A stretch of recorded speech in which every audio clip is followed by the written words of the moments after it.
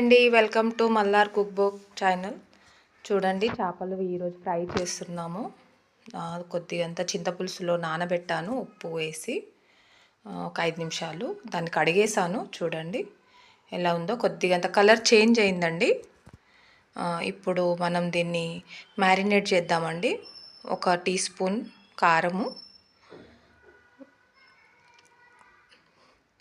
కొద్దిగంత మీరు ఎక్కువ కావాలనుకుంటే కొద్దిగంత యాడ్ చేయండి. 1 స్పూన్ పసుపు,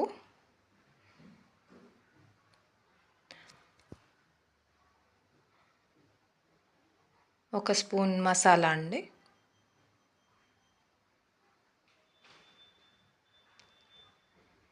అల్లం వెల్లుల్లి పేస్ట్, ఇవన్నీ వేసి కొద్దిగంత తగినంత ఉప్పు వేసుకొని మంచిగా మిక్సీ చేయండి. వీటిని మిక్సీ వేసినాక చూడండి ఈ విధంగా ఉంటుంది. 1-2 నిమిషాలు ఆపిన పర్వాలేదు. పేలం పెట్టండి. పేలం వేడయ్యే వరకు మనం ఇది చూస్తున్నాను. శనగపిండిలో ఈ విధంగా అద్దాలండి. మంచిగా అద్ది ఆ తర్వాత మనకు క్రిస్పీ కోసము మనము రవ్వను కూడా అద్దాలి. అంటే చాలా మంచిగా క్రిస్పీ ఉంటుందండి. పిల్లలు ఇష్టపడతారు, మనకు కూడా చాలా ఇష్టంగా ఉంటుంది.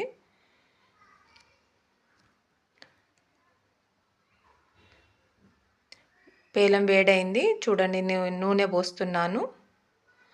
హై ఫ్లేమ్లో పెట్టండి కొద్దిసేపు.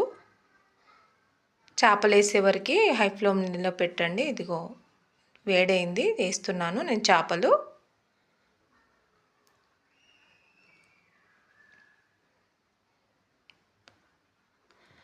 చేపల ఫ్రై అంటే ఇప్పుడు చాలామంది డీప్ ఫ్రై చేస్తారండి. డీప్ ఫ్రై చేసి చాలా నూనె పట్టుకుంటుంది, నూనె వేస్ట్ కూడా అవుతుంది.